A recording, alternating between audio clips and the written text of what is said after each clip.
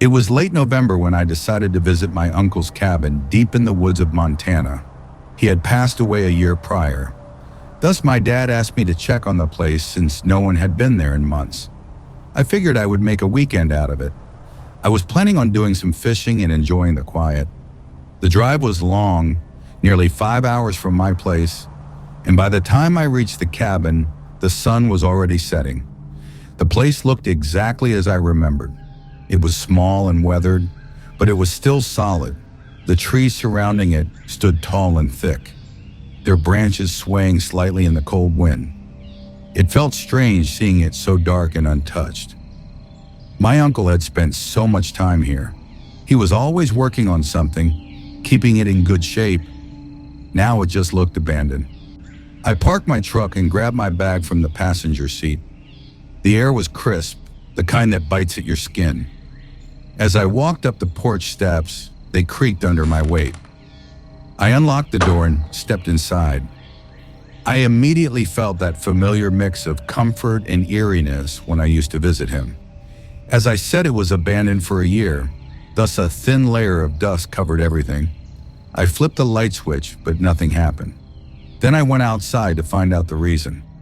On the west side of the house, a small branch had fallen over and broke the cable. I sighed, but then I remembered that my uncle used to have an emergency generator. With nobody there, it took me half an hour to start the engine. After that, I lit the fireplace, using some of the old firewood stacked near it. The flames caught quickly, casting flickering shadows across the wooden walls. While I was setting my bag down, I heard a sizzling sound and then everything was dark. I was frustrated. I grabbed a flashlight and stepped back outside to the shed where the generator was stored. The wind had picked up, rustling through the trees. The quiet was giving me chills.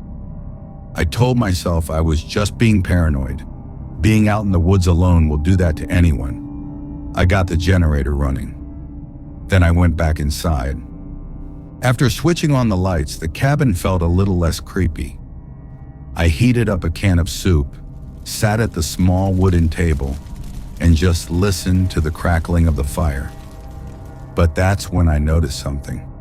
The door to the cabin wasn't fully closed, and I was sure I had shut it when I arrived, to ease the tension. I thought to myself that maybe the wind had pushed it open, or maybe I hadn't latched it properly. I walked over, shut it firmly, but this time I locked it properly. Then the rest of the night was quiet. I sat by the fire. I started scrolling through my phone, trying to get some signal. Not that I expected any out here. Eventually, I started feeling tired.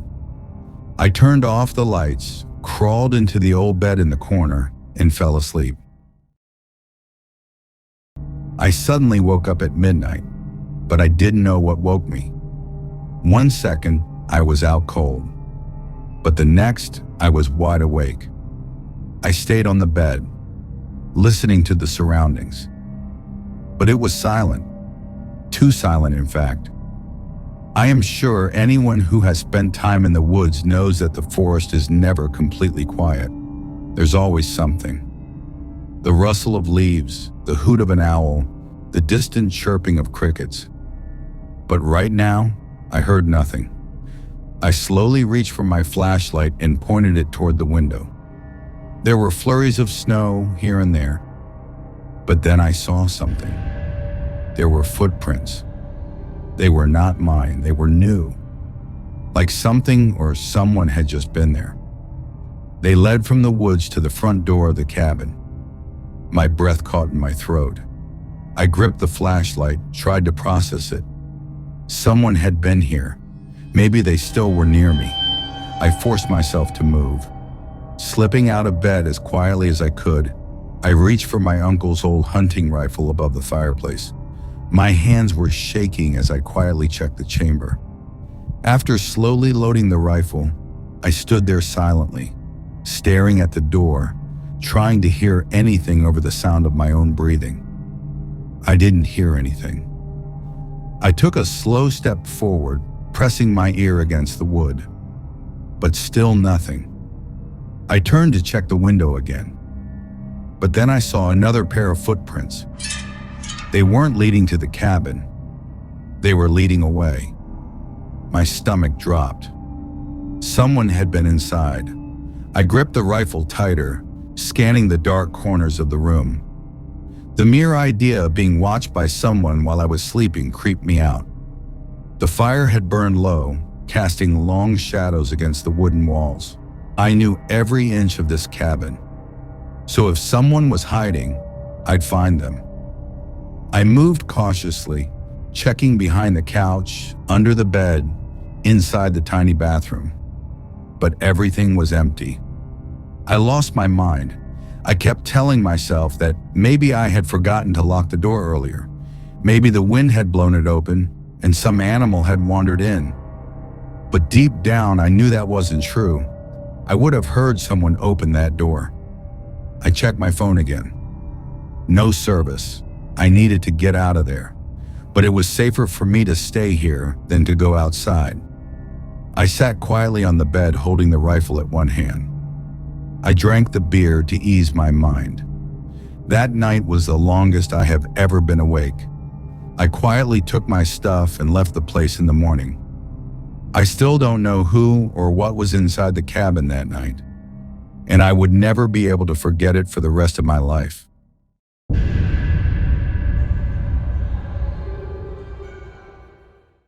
Moving to a new city is never easy, especially in the middle of college. I transferred to a small school in Portland, Oregon. From day one, I felt like I didn't belong. Everyone already had their friend groups, and I was just another outsider. The workload was overwhelming. Figuring out a new routine, new grocery stores, new bus routes, new everything, only made it worse. I missed my old life. I missed my old friends. One Saturday, I decided to take a break and head to Walmart to restock on groceries. I loaded up my cart with the usual: bread, some eggs, milk, and some frozen meals for lazy nights. I even grabbed ingredients for chicken Alfredo. It was my comfort food. I figured I deserved something nice after the week I'd had. At the checkout, I started unloading my cart when I noticed the guy behind me. He was tall, scruffy, and wearing a worn-out leather jacket. He seemed impatient, tapping his foot, sighing loudly. I ignored him until I fumbled with my wallet. That set him off. "Hey, can you hurry up? Some of us have places to be," he snapped. Caught off guard, I awkwardly tried to lighten the mood. "If I hurry up, will you pay my excessive bills?" I forced a laugh. He didn't laugh, he just stared at me, cold, empty. It made everything awkward. I quickly finished paying, grabbed my bags, and left. I tried to shake off the weird tension. Maybe he was just having a bad day. I was halfway home when I heard the car. It came out of nowhere, speeding down the quiet street. Before I could react, someone leaned out of the passenger window and hurled something at me. It smacked me in the face. For a split second, I thought I'd been shot. But then I smelled it. Ketchup. I stood there, stunned, as the car screeched away. My face was sticky. My clothes were ruined. My stomach burned with anger. Who the hell does something like that?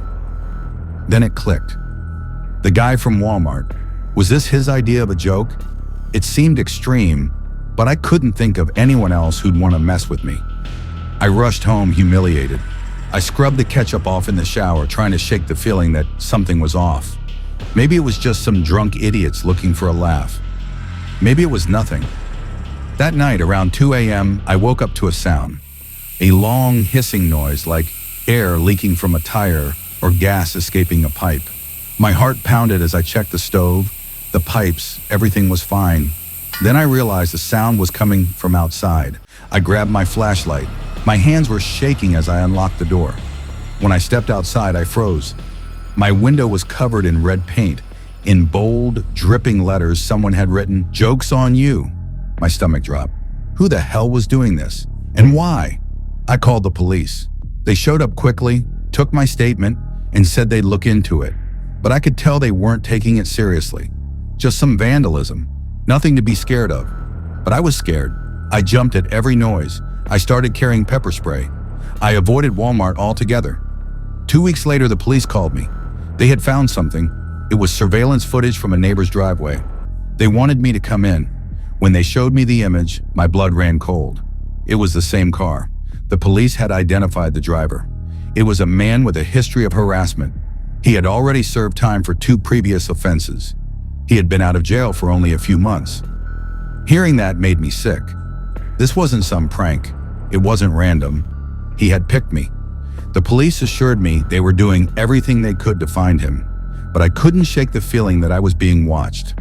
I took different routes to class. I stopped going out at night. Every time I heard an engine outside my apartment, my heart stopped.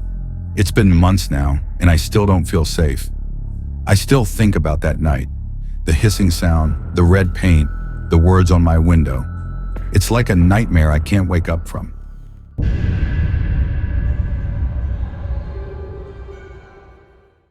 This happened about 4 years ago. I was 22 at that time. I had just moved into a quiet suburban neighborhood outside of Denver. It wasn't the best place, but it was the only thing I could afford. It was an older complex, had thin walls, and sometimes I could hear my upstairs neighbor arguing with his girlfriend late at night. I had no job back then, but after searching for places, I found a hardware store that needed a shelf stocker. So I started working there. I used to go straight home after my shift. I liked home-cooked meals. But one night, I was late, so I decided to stop by the nearby diner to grab something to eat. It was around 11 p.m. The place was mostly empty, except for a couple of truckers sitting at the counter. I took my food to go and got back in my car. It was an old Fiesta I bought recently. I was ready to head home, but that's when I noticed something. An old black sedan parked across the lot, facing my car. The headlights were off, but I could guess from the shadow that someone was sitting in the driver's seat. At first, I didn't think much of it. Maybe it was just another late-night customer or someone waiting for a friend. I pulled out of the parking lot and started driving home. But when I glanced in my rearview mirror, I saw the sedan pull out right after me. At this point, I still wasn't too concerned. It wasn't unusual for someone to take the same route as me. There weren't a lot of roads leading out of that area, but the longer I drove, the more uneasy I started to feel. Every turn I made, the car made, every stoplight, it stayed just a few car lengths behind me. I told myself I was just being paranoid. Maybe it was just a coincidence. But then, just to be sure, I decided to test something. I took an unnecessary right turn onto a quiet side street, and the sedan followed. My hands started sweating. I started driving fast. I was panicking. This wasn't normal. I decided to drive straight home. I was thinking maybe the bright parking lot of my apartment would scare off whoever was riding the car. So as I pulled in, I expected the car to pass by, but it didn't. It pulled into the lot and parked a few spaces down. At this point, I wasn't about to just get out of my car. I sat there for a moment, pretending to check my phone, hoping the driver would go inside a unit, proving me that they actually lived there. But they didn't. The car just sat there idling. I didn't want to lead them to my actual place, so I made a quick decision. I backed out and left the complex again. I figured if they followed me, that would confirm my worst fears. And sure enough, the moment I pulled onto the street, the sedan followed.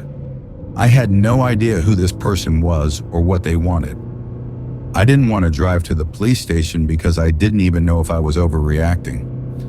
But I knew I couldn't go home. I made another random turn onto a larger road. But even I was shocked. For the first time, I saw an opportunity. There was a gas station, still open, with people inside. I slammed on the gas and pulled into the station as fast as I could. But the sedan drove past. I sat there trying to calm down. Maybe I was safe now. Maybe they'd given up. After a few minutes, I cautiously pulled out of the gas station and started driving home again. I kept checking my mirrors, but the car was nowhere in sight.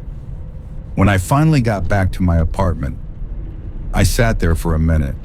I was watching the lot, making sure the sedan wasn't lurking nearby. But nothing. I got out of my car, hurried inside, locked my door, and sat in my dark apartment for what felt like hours. waiting. I barely slept that night. I didn't know who it was or what they wanted. I kept thinking what would have happened if I hadn't gone to the gas station.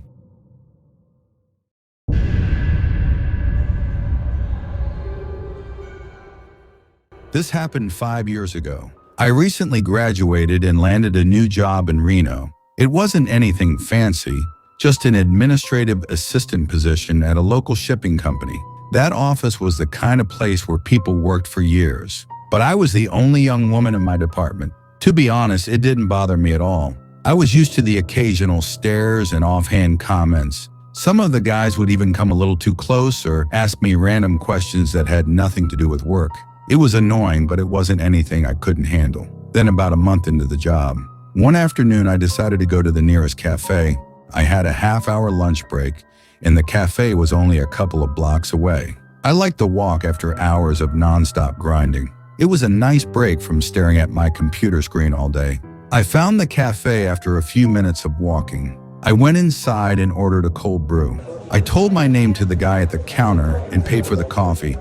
But while walking back toward my office, I accidentally stumbled into a guy and spilled the coffee on him. He was standing near the corner, leaning casually against the side of a building. I immediately apologized to him, but he only smiled and said it was nothing. He was handsome, different from the middle-aged perverts I encountered daily. I wouldn't have given him a second thought if he hadn't kept staring at me. At first it felt weird, but I didn't want to be rude after just spilling icy coffee on him, so I smiled back. I told myself I was overthinking it. Maybe this guy wasn't a weirdo. He kept staring and asked if we had met before.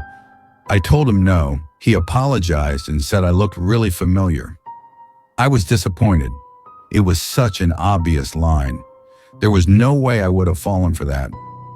Then he introduced himself as Adam.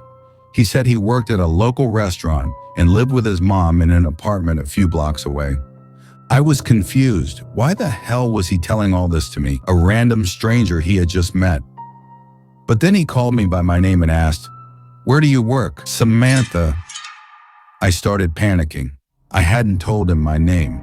It was all a setup and I couldn't figure out a way to get out of there. He asked if I worked around there. I tried to act casual and lied, saying I used to work at a nearby bar. I didn't know why I said that. Maybe because I didn't want to seem like I found it out by ignoring him completely. He kept staring at me as usual. Honestly, it was creeping me out. I told him I should probably get going, taking a small step back. Then he asked if I had a boyfriend. That was the moment the conversation took a turn. The moment that tiny feeling of unease grew. I lied and said yes. He asked for his name. I made one up and told him it was Jason. He looked frustrated and said Jason was such a lucky guy. But something about the way he said that made my stomach twist. I didn't react and just told him it was nice meeting him. But he cut me off and started asking for my number. I laughed like it was a joke, but he didn't laugh at all. I told him I didn't think my boyfriend would appreciate that and started walking away. He stood there silently. I was panicking, watching right and left, wondering if he would attack me, but he didn't. He just stood there. I walked as fast as I could. My heart was hammering harder than it should have been. At the office, I still couldn't shake the feeling of his eyes on me. I kept thinking about it that day, but a week passed and I didn't see him anywhere again. I got busy with work and thought to myself, maybe it was just an encounter with a creepy dude. At some point, I had completely forgotten about the conversation. But then, on Valentine's Day, exactly in the evening, when I got back to my apartment, I found a gift box in my driveway. I immediately got goosebumps. The box even had my name written on it. For a second, I just stood there, staring at it. I had no idea who it was from. Then I carried it inside, sat on my couch, and slowly lifted the lid. Inside was a small heart-shaped frame, and inside that frame was a picture of me. It wasn't a picture I had taken, nor had I posted it anywhere. It was a picture of me walking down the street. I was dead silent for a moment, but then I saw a red piece of paper glued behind the frame. It was a phone number. By that time, I had already guessed who it was. I grabbed my phone, my fingers shaking as I dialed the number. The line rang twice before he picked up. His voice was calm, like he had been expecting my call. I snapped at him, telling him to leave me alone. He chuckled and said he was hoping I'd call. I raised my voice, yelling that I didn't know what kind of sick game he was playing, but I wasn't interested, and my boyfriend would be really mad at him. He was quiet for a moment, but then he told me he knew I didn't have a boyfriend. But he didn't mind that I had lied to him. I hung up as soon as I heard that, my hands trembling, and I almost dropped my phone. I barely slept that night. I double-checked the locks and kept all the lights on in my place, but it wasn't over. The next day, another box appeared, but this time, I didn't have the courage to open it. I didn't want to be part of any of his creepy games. I stared at it and threw it in the trash. That night, around midnight, I woke up hearing something hitting my window. Then I woke up and heard it again. It was constant, like someone was walking on the walls. I turned the lights on to see what was happening outside. I crept toward the curtains and peeked outside. I didn't see anything. It was dead silent. But when I went outside, I noticed the super freaky wet streaks on the glass. I swear it was the creepiest thing I had ever seen. The whole wall was painted red, and there were burst heart-shaped balloons everywhere. I knew he was somewhere, watching me with his creepy eyes. The mere idea disgusted me. I couldn't breathe for a moment. I grabbed my phone and called the cops. When I told them everything, they took it seriously. 3 days later, the cops called me to the station. When I went inside, I saw Adam locked behind bars. He was still smiling at me, but I didn't look back at him and walked straight past him. The officer said that Adam had a rare condition called erotomania, or something similar, that leads people to obsess over someone. He informed me that people with this syndrome can go to any length to prove their point and always misinterpret what the other person is trying to tell them. I started crying in frustration at the police station. Without realizing, I had walked into serious danger. I had no idea people like him even existed in this world. I was aware of the dangers of being a woman, but I never thought I'd be a victim of stalking.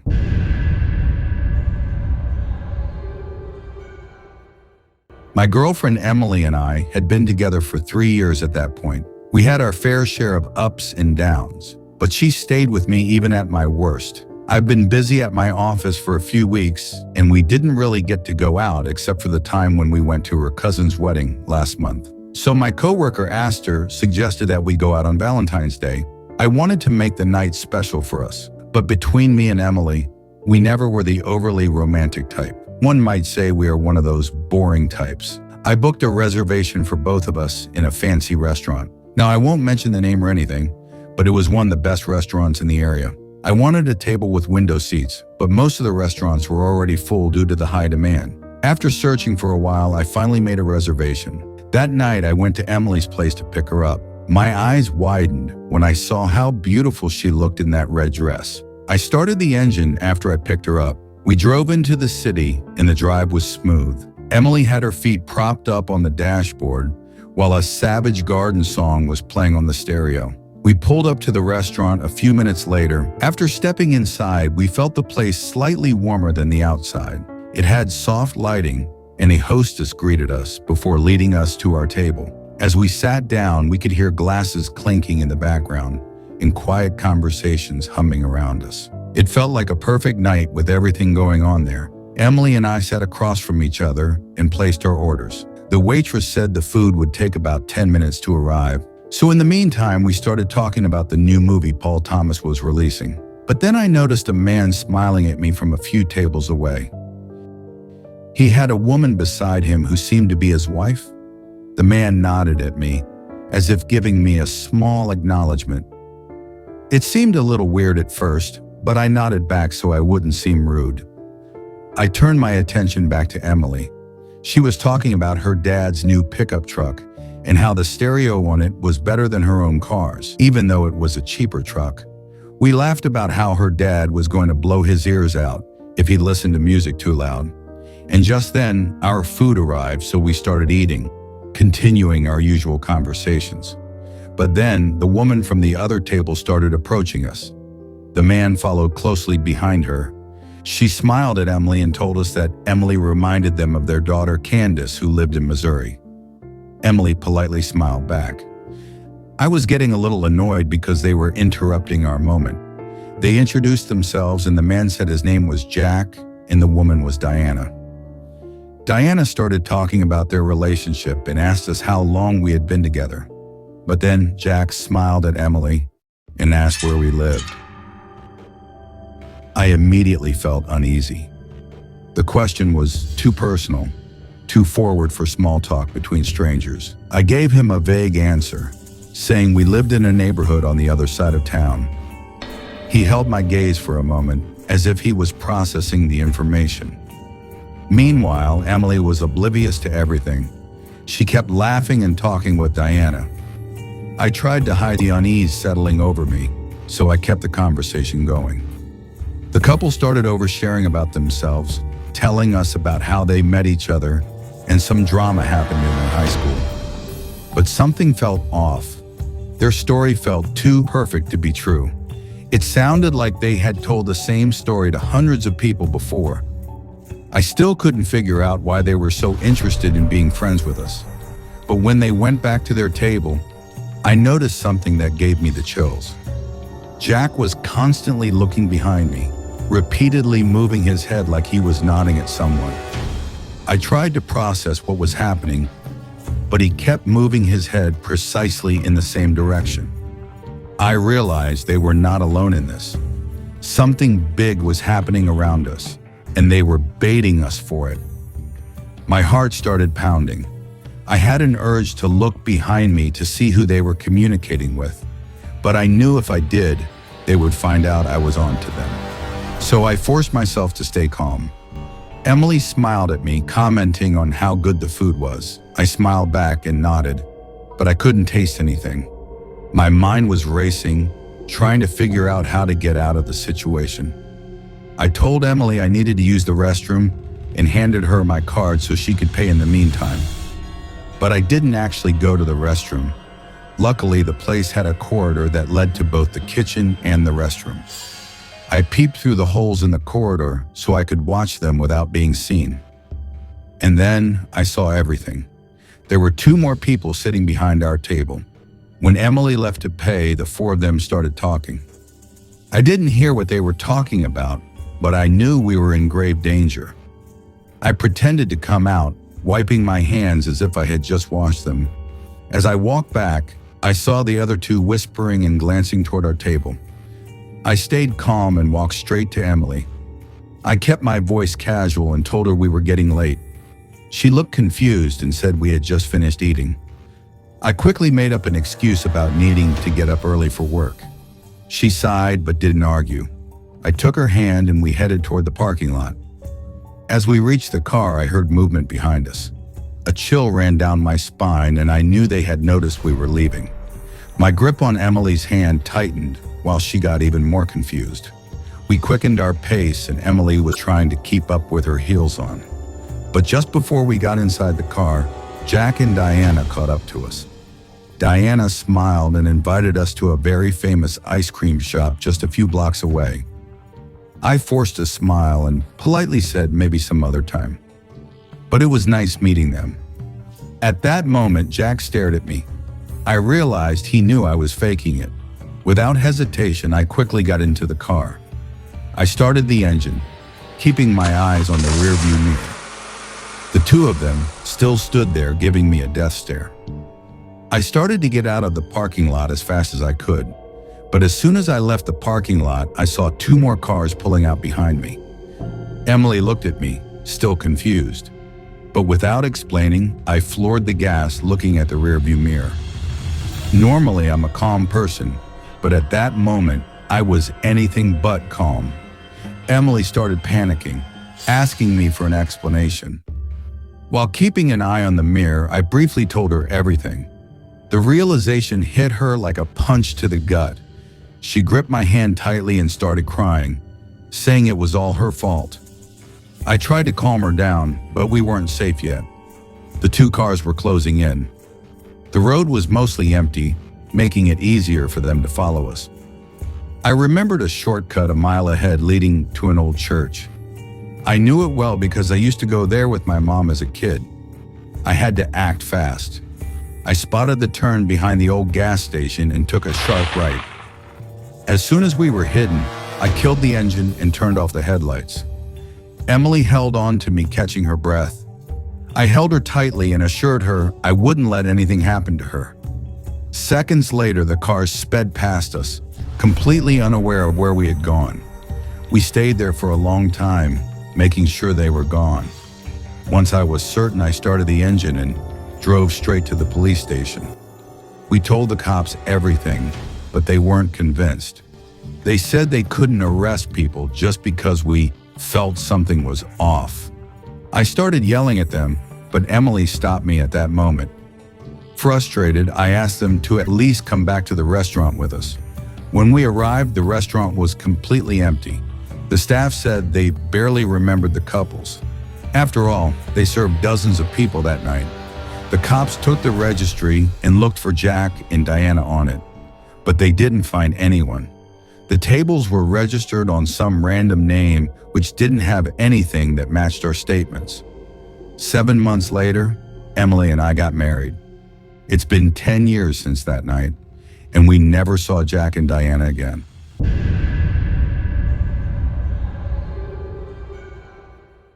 When I was 11 years old, my life changed in a way I could never have imagined. My dad got transferred for work, and we had to move to a small town in Tennessee. It was one of those places where everyone knew everyone, and the streets were so quiet you could hear the crickets chirping at night, and I hated it. Leaving my old school, my friends, and everything familiar behind felt like the end of the world to me. I spent the first few weeks sulking in my room, thinking about all the things I missed.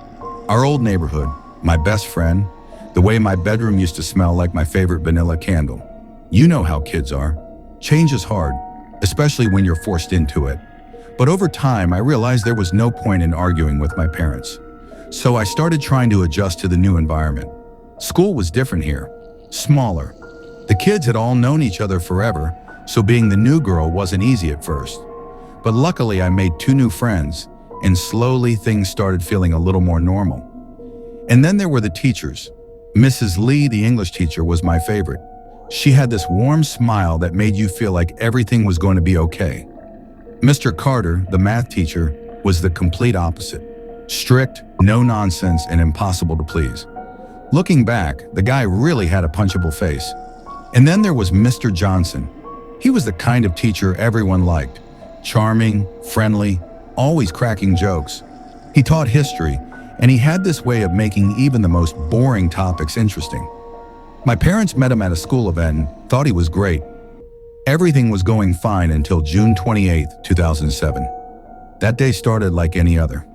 School ended at 3 p.m., and I waited outside for my mom to pick me up. But 30 minutes passed, and she still wasn't there. The parking lot emptied out 1 car at a time until I was the only one left. I sat on the bench, swinging my legs and scratching at the wood with my fingernails. The sun was starting to set, casting long shadows across the pavement. I didn't have a phone, so I had no way of contacting my mom. So I just had to wait. That's when Mr. Johnson walked up. "Hey, Allie," he said, smiling. "Still waiting for your mom?" I nodded, feeling a small wave of relief. At least I wasn't alone anymore. "I just spoke to your parents," he continued. "Your mom got stuck in traffic. I can give you a ride home if you want." I hesitated. My parents hadn't told me anything about that. I must have looked unsure because he added, "I just need to stop by my house real quick to grab some cash. I'm buying a baseball bat for the student with the highest grade this semester." He chuckled. "You're doing pretty well in class, you know. Maybe you'll win it." I felt a little guilty for doubting him.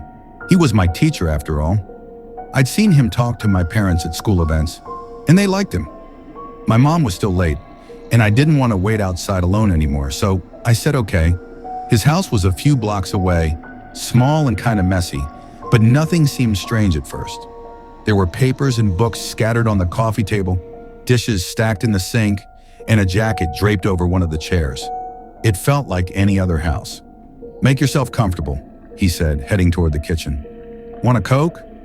I nodded, figuring I'd drink the soda while I borrowed his phone to call my mom, But as I got up to ask, I saw something that made my stomach drop.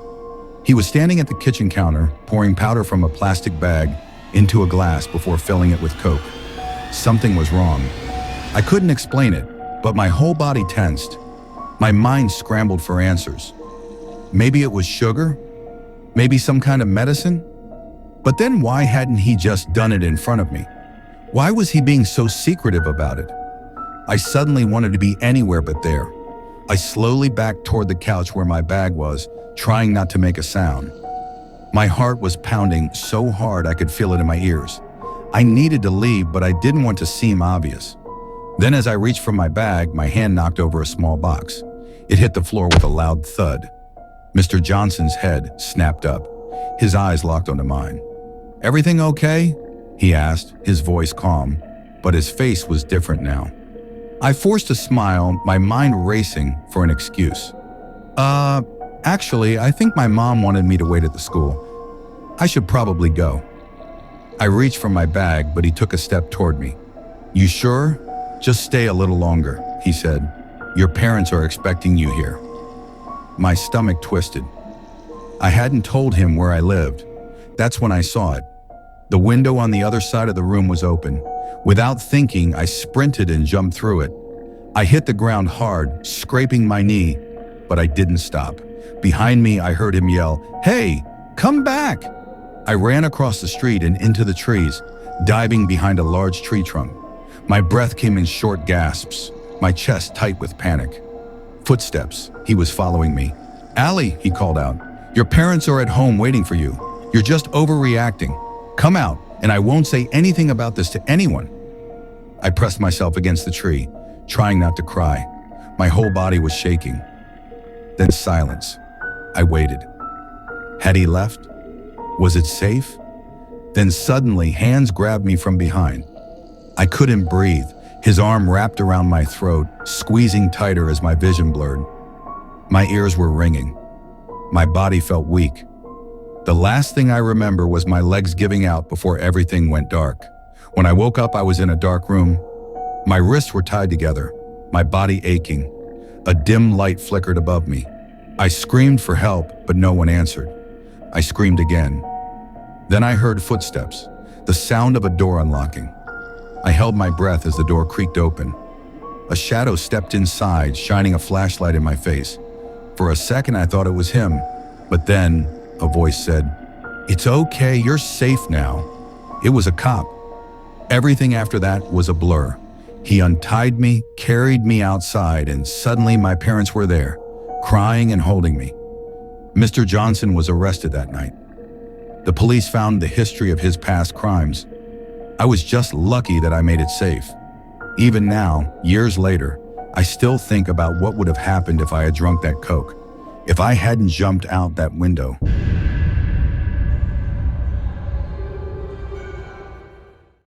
It was August 2007.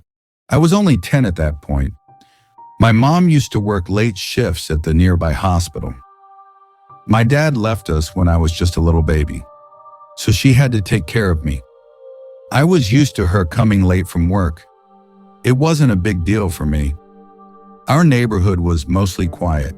It was the kind of place where people left their doors unlocked and kids rode their bikes until dark. My mom always reminded me not to talk to strangers while she was out, and not to open the door for anyone either. I always listened to her, but that night I was grateful that I had listened to her, because it was something that I still can't shake. It was Wednesday. I remember because I had just finished my homework. I was sitting in front of the TV, flipping through channels, trying to find something decent to watch.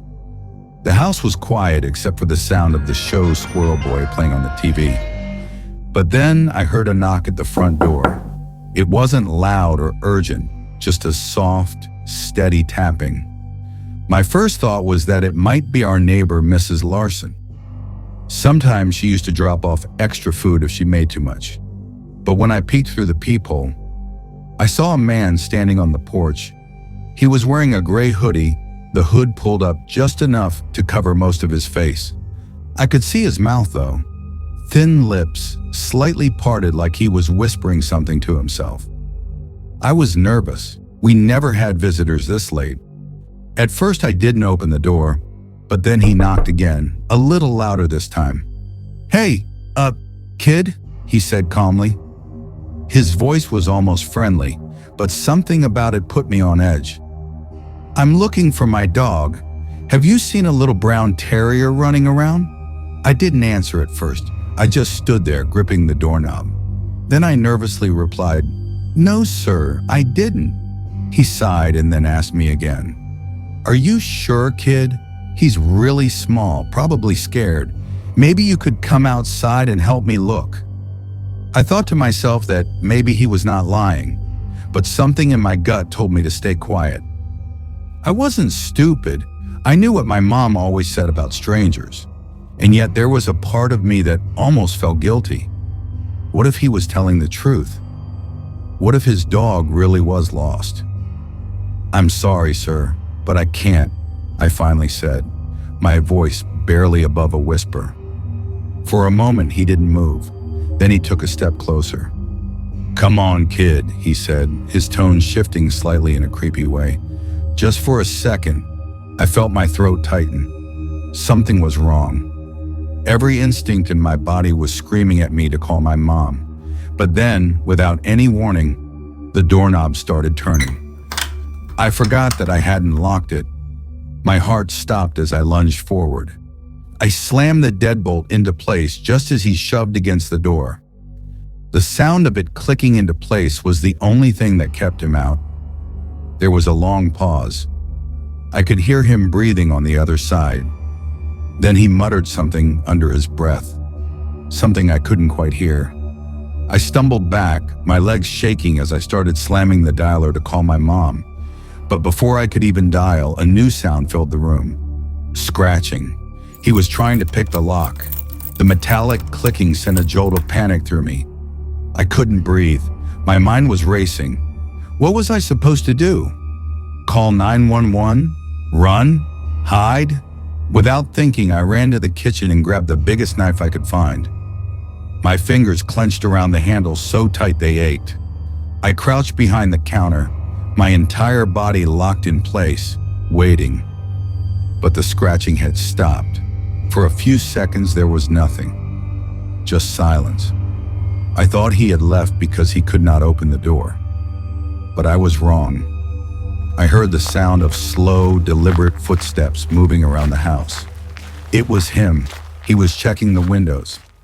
I held my breath, squeezing my eyes shut, like that would somehow make me invisible. I tried to remember if I had locked all the windows. I was pretty sure I had. But what if I missed one? The footsteps stopped. Then an hour passed. I stayed there, hidden, the knife still in my hand. I was terrified to even move. The only thing keeping me from completely breaking down was the thought that my mom would be home soon. She'd know what to do. She'd make this all go away. But she was late. 3 hours had passed. I stayed at the same place for what felt like forever. When my mom finally walked in at nearly 2 a.m., I grabbed onto her tightly. I told her everything. At first, she didn't believe me, but then she inspected the door and found the deep scratches around the lock. Without wasting any time, she called 911. The police came after 10 minutes. They took a report about everything I had told them, but they didn't find anything but the scratches. There wasn't much they could do. There were no cameras in the house, no fingerprints or any type of real evidence. Just my word and the marks he left behind.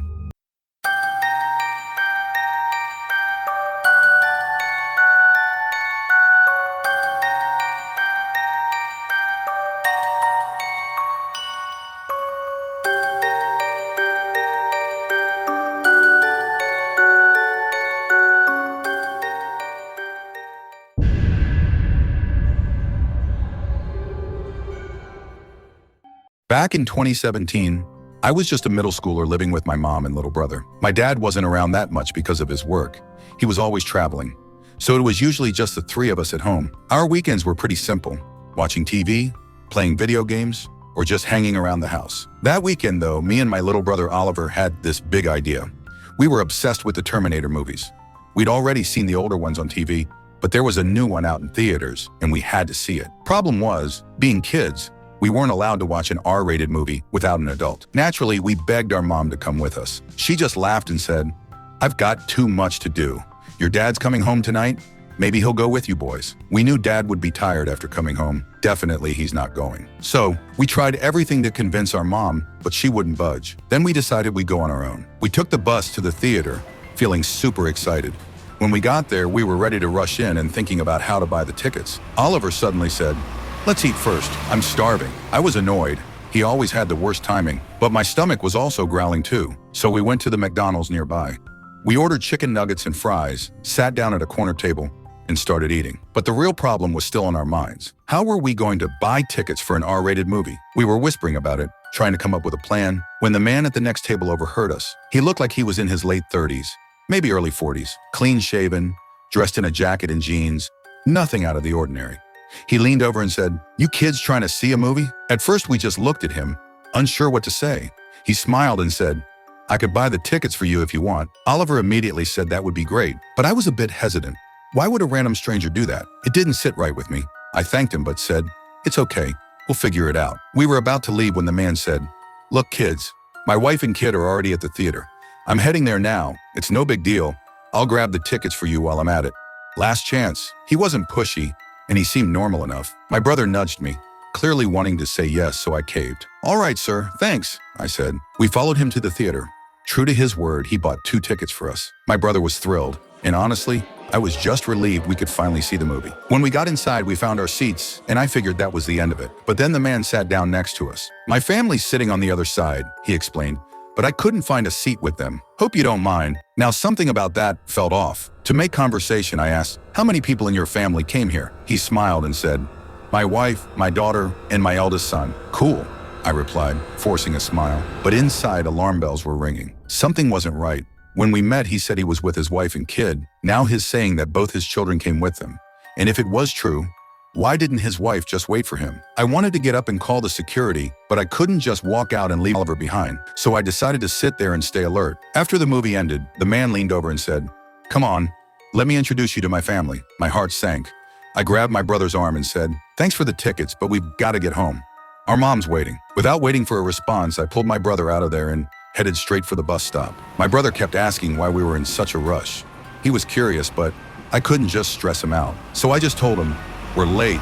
Mom's gonna freak out." It was already getting dark by the time we got off the bus and started walking home, but we were only a couple of blocks away. I was just relieved that I got rid of the man, and then I noticed someone behind us. At first, I thought maybe it was some random pedestrian, but then I saw the scarf. A dark scarf wrapped around his face. He looked the same height as the man from the theater. I froze. My brother started to ask something, but I cut him off. "Run. Go home. Get mom and dad." He hesitated for a second, but I shoved him and yelled, "Go!" The man lunged at me as my brother took off running. I fought back as hard as I could, hitting and kicking, but he was stronger. He grabbed me and I wrapped myself around him, trying to make it harder for him to move. He struggled for a moment, then pulled something out of his coat, a spray can. Before I could react, he sprayed me in the face. It burned. My eyes, my nose, my throat, it all felt like it was on fire. My head started spinning, and I couldn't hear anything except this loud ringing in my ears. My grip loosened, and everything went dark. When I woke up, I was in a hospital bed. My dad was sitting next to me, his face full of worry. "What happened?" I croaked, my throat still burning. He explained that my brother had made it home and told mom what happened. My dad was in the couch watching TV, so when he heard, he ran towards me as soon as he could. He saw the man carrying me, so he started shouting at the man. It was hard for him to carry me and run, so he threw me aside and left the place. Then the cops came and I was taken to the hospital. "They're going to catch him," my dad said. "The cops are on it." He also told me how proud he was of me for protecting my little brother. But honestly, I didn't feel brave. I just felt lucky to be alive. The police never caught the man. To this day, I don't know what he wanted or what could have happened if things had gone differently. It still haunts me, though. How close I came to something so terrible, and how one random decision, like trusting a stranger, can change everything.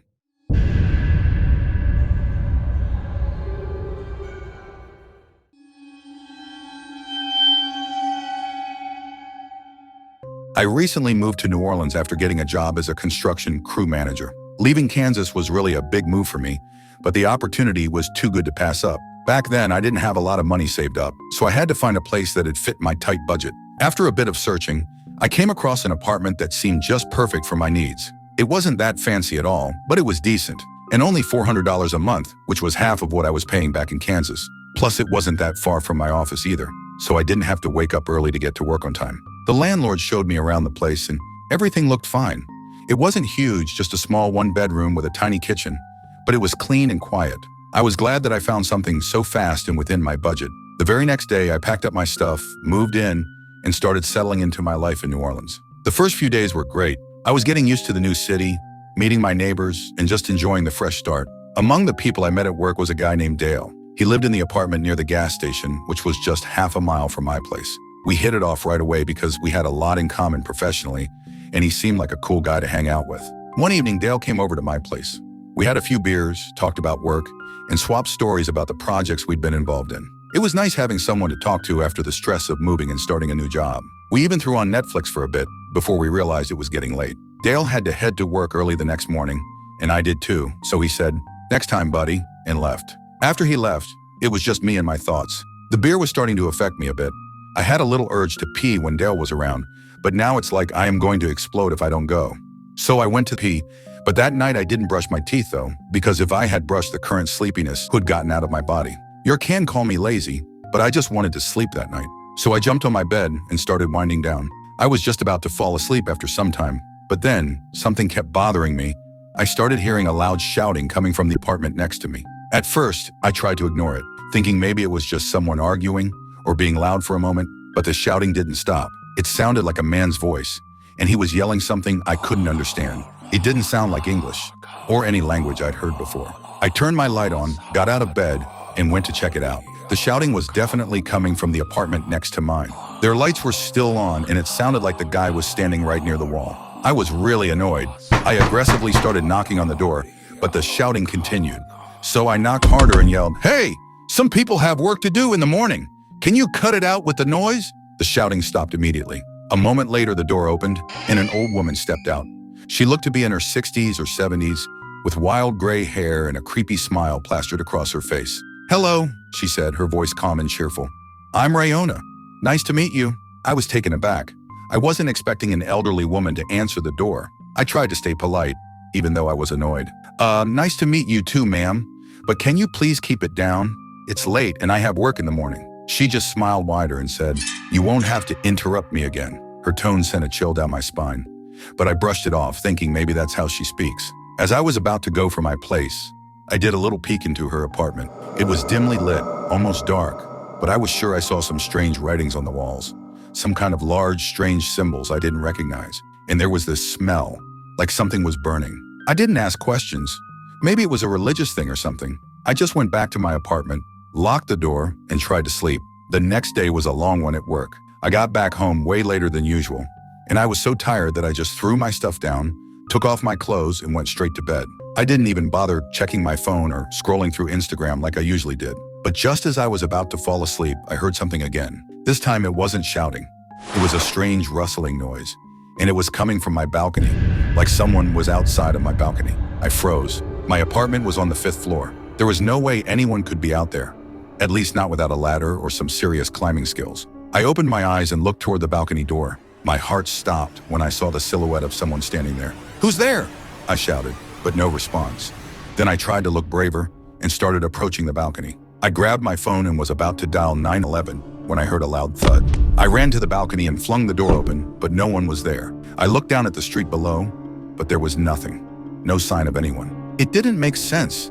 If someone had jumped, I would have heard it or seen them running off if he had survived, but there was nothing. I didn't sleep at all that night. The next morning, I went to work completely exhausted. When I told Dale about what happened, he suggested I move out. At first, I hesitated. I just moved in, and the place was cheap, but Dale pointed out a place at his place, and I decided it wasn't worth staying on that place. After that night, whenever I tell this story to someone, they always shrug it off, saying I was imagining things. But without any informations, the only one that knows the truth is just me.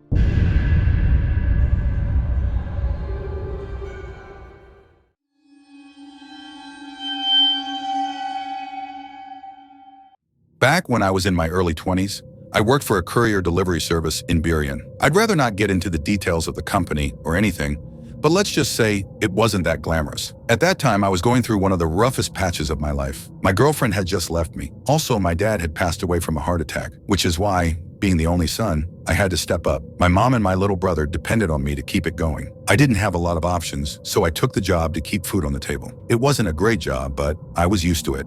Long hours, bad pay, and constant deadlines. Nothing unusual. But that day, July 2nd, is burned into my memory forever. That day was brutal. I had almost 80 packages to deliver, and by the time I got to the last few, I was completely drained. I'd been driving non-stop, running up and down porches. I almost got bit by a dog.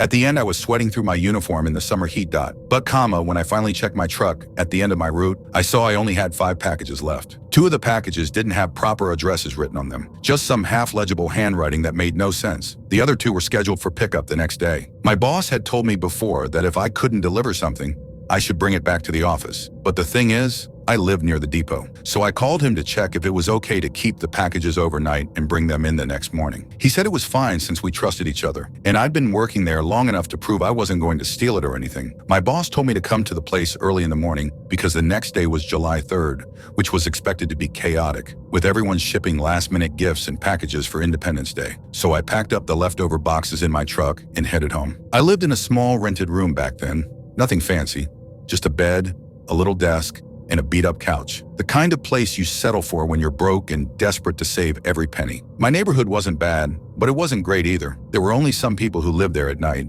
because most of my neighbors do night shifts in local companies. So after parking my truck and heading inside, I made myself a quick dinner, instant noodles as usual, and sat on the couch to relax. I started counting the expenses and how to get out of this situation and all the things. But then I heard something. It was a thud, like something heavy had fallen outside. At first, I thought it might have been a raccoon or a stray cat knocking over a trash can, because that wasn't uncommon around here. But the longer I sat there, the more uneasy I felt. I just had the feeling that maybe I should check it. So I grabbed my flashlight and went outside to check. The truck was parked just a few feet from my door, and as I looked at the truck, my heart nearly stopped. There was a man standing by the truck, pulling packages out of the back. My first instinct was to yell at him, thinking he was some random thief trying to steal whatever he could find. But then I saw the others. 2 men standing just a few feet away from him, holding guns. They weren't just keeping watch. They were scanning the area, making sure no one was around to see what they were doing. That's when it hit me. This wasn't some random theft. This was something way bigger than that. I panicked and tried to quietly shut the door. But in my nervousness, I dropped the flashlight. It clattered loudly on the porch. "Damn it," I said quietly in panic. Then all 3 of them whipped their heads in my direction. For a moment, they just stared at me. But then they started moving. My heart was pounding. I ran back inside and locked the door, my hands shaking so bad I could barely turn the deadbolt. Then I grabbed my phone and called 911. When the call connected, I started whispering to the operator, "3 men. They've got guns, and they're trying to get into my house." The operator told me to stay calm and stay on the line, but calm was the last thing I felt. The men had started banging on my door, yelling for me to open up. One of them even tried the handle, rattling it hard enough that I thought it might break. I shut off all the lights and crouched behind the bed, clutching the phone in one hand and a kitchen knife in the other. The banging got louder and louder, and I kept thinking, this is it. This is how it ends. But then I heard something else. Sirens. The banging stopped. For a moment, everything went quiet. Then I heard one of them say, "We've got it. Let's go." By the time the police arrived, the men were gone. They'd taken all the packages. The cops took my statement and checked the area, but they didn't find much. They told me they'd look into it, but weeks went by and nothing ever came of it. I still don't know who those men were, but I was certain they were after one of the packages. I don't live in that house anymore, but every time I hear a noise outside, my stomach drops. I can't help but think back to that night, wondering what would have happened if the cops hadn't shown up when they did.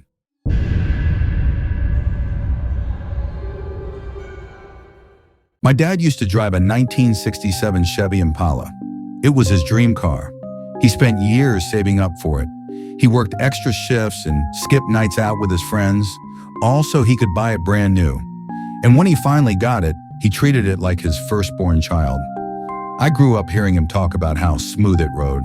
He always said the engine purred like a beast and that nothing else on the road compared to it. But sadly, he didn't get to drive it for long. One night, out of nowhere, he got a terrible headache. It came on so fast that we barely had time to react. My mom and I rushed him to the hospital, expecting it to be something minor. The doctors said it was a sudden spike in blood pressure. They told us they would monitor him, but they didn't do enough.